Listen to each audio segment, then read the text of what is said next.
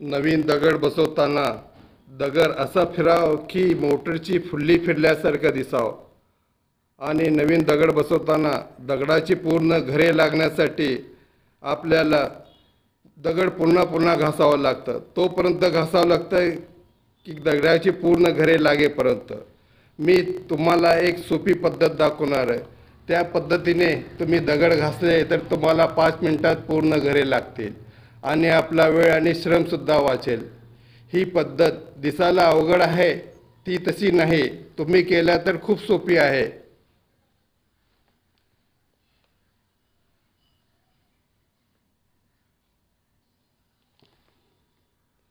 या पद्धतीने तुम्ही दगड घासले तर तुम्हाला 5 मिनिटात पूर्ण घरे लागतील.